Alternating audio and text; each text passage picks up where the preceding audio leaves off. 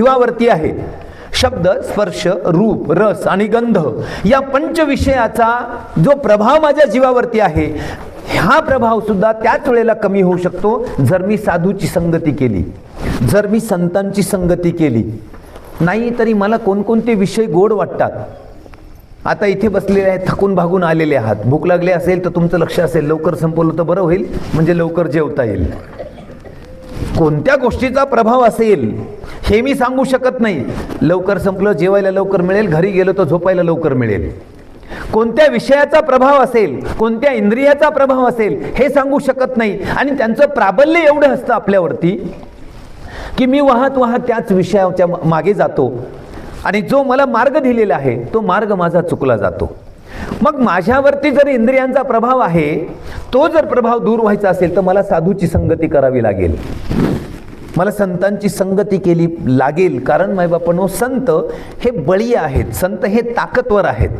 आपल्या शुद्ध भाषेमध्ये संत हे ताकदवर आहेत.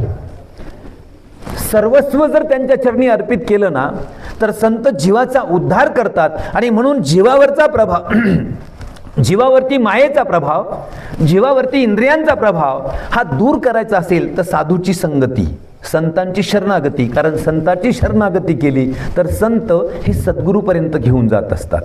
मग सद्गुरू कोण? माझ्या विठोबाचा कैसा प्रेम भाव, आपणची देव होय गुरु. देव आणि सद्गुरू यांच्यामध्ये भेद नाही, म्हणून संतांना शरण गेलं की संत हे सद्गुरूपर्यंत घेऊन जातात. तिसरी गोष्ट आहे जीवावरती काळाचा प्रभाव. कधी जाईल सांगता येत नाही, तरी सुद्धा आपण आहे ना, बरचशी आपली ताकद असते. जवानांना वाटतं मला येणारच नाही मरण, आणि म्हातारं चिंता करत बसलेलं असतं आहे ना. जवानीमध्ये काळजी केलेली नसते, अंगणामध्ये बसतं आणि विचार करत असतं, कोणाकोणाची जिरवली, कोणाकोणाचं मारलं, कोणाकोणाची शेती घेतली, कोणाची जिरवता जिरवता माझी जिरली. तिथं का? मरण दिसत असतं.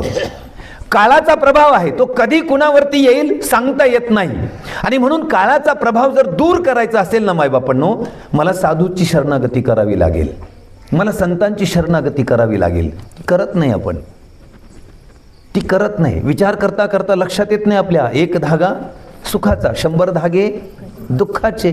जरतारी हे वस्त्र मानवा तुझी आयुष्याचे, मुकी अंगडी बालपणाची, रंगीत वसणे तारुण्याची, जीर्णशाल मग उरे शेवटी लेणे वार्धक्याचे, एक धागा सुखाचा.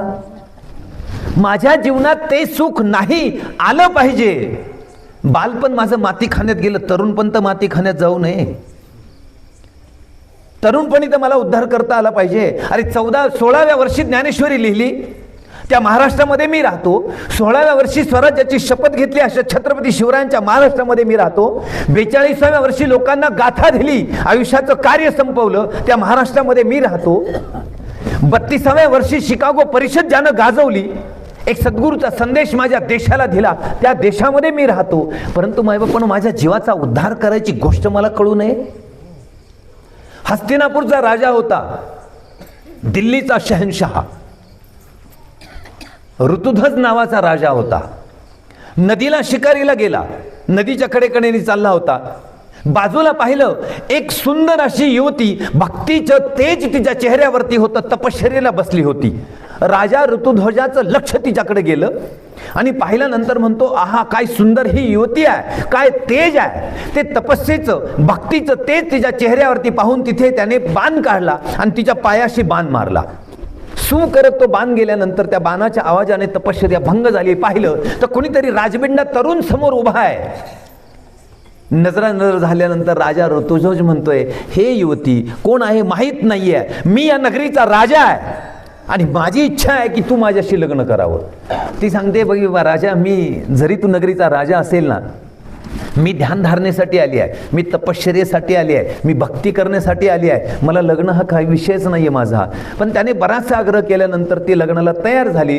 पण माणसाच्या जीवनात म्हणून पाहिजे, माणसाच्या जीवनात आणि असला तरी चालेल, पण माणसाच्या जीवनात पण नसावा. हा पण हा फार घोटाळेबाज असतो, है की नाही. आणि म्हणजे एका वाक्याला दुसऱ्या वाक्याशी जोडायचं असेल, एका घटनेला दुसऱ्या घटनेशी जोडायचं असेल तर आपण आणि वापरतो म्हणून म्हणून सुद्धा चांगलं आहे ना. एखाद्या मुलाला मार्क्स पडले, कमी पडले, तर आई म्हणते म्हणून तुला सांगत होते अभ्यास कर, म्हणजे म्हणून सुद्धा चांगला. पण नको एखाद्या मुलगा पाहून आलो आणि पाहिल्यानंतर आता लक्षात आलं की दत्ता नेटकेजी तिकडचेच आहेत. मग त्यांना विचारलं, नेटकेजी तुमच्याकडे असा असा मुलगा पाहिला होता, आमच्या मुलगी तिथे द्यायची, कसं काय? ते म्हणले मुलगा परत चांगला आहे पण देतील का? जाऊ दे म्हणले, काही का असताना पण आहे ना, मग द्यायचं नाही, पण नसावा. मग ती म्हणाले की राजा मी लग्न करेल, पण माझ्या पण आहे, माझी शर्त आहे. म्हणले काय शर्त आहे?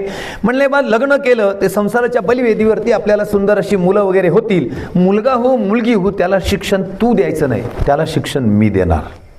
तो म्हणाला चालेल, मला अट मंजूर आहे. नाहीतरी शिक्षण कोण देतं? नक्की. आणि म्हणूनच हे म्हणत असतात पोरग बिघडलं तर तुझ्यामुळे बिघडलं ना. हा दोष असतो खरं तर, कारण दोघांनी शिक्षण द्यायचं असतं. पण ती म्हणाली शिक्षण मी देईल. राजा म्हणला चालेल. दुसरी अट अशी आहे, ज्या वेळेला तू म्हणशील त्या मुलाला तू शिकवायचं नाही, मी शिकवील, त्यावेळेला तुझा माझा संबंध संपला असेल. मला दोन्ही अटी मंजूर आहे. काहीतरी शिक्षा तुलाच द्यायची, पाहायचंय तुलाच, राज्यकारभार मीच करणार, म्हणजे मुलाला कोण शिकवणार आहे? तूच. झालं लग्न करून ते नगरीमध्ये गेले. 1-2 वर्षात त्यांचा मुलगा झाला. मुलगा झाल्यावरती ठरल्याप्रमाणे तिने शिकवायला सुरुवात केली. इथे बरेचसे जाणती मंडळी आहेत, लांब लांब तुम्ही ऐकत असाल. मगाशीच महात्मा वरपेजी म्हणाले काकड आरती सुरू झालेली आहे. काकड आरतीमध्ये तुम्ही कितीतरी मदालसेचे अभंग म्हणता. राजा ऋतुध्वजाची जी पत्नी होती ना, ती होती मदालसा, जिचे अनेक अभंग आहे. काकड्याच्या वेळेला अभंग म्हणतो, पाळण्यात घातलं ना त्या मुलाला, त्यावेळेला तिने अभंग सुरुवात केली होती. त्या यांनी शरीराचं वर्णन होतं. शरीराचं वर्णन ते कसं बनलेलं आहे, किती विचित्र आहे, आणि जसं विचित्र बनलेलं आहे ना तसं विचित्र संपणार आहे, ती त्याला सांगत होती. मदालसा आपल्या मुलाला. ते मूल जसं जसं मोठं होत होतं, 8 वर्षाचं झालं की आईवडिलाचं पाया पडायचं आणि हिमालयात बद्रीनाथ आश्रमामध्ये जाऊन तपश्चर्या ध्यानधारणा करायचं. कुणाची गोष्ट आहे? हस्तिनापूरच्या राजाची, ऋतुध्वजाची सांगतोय.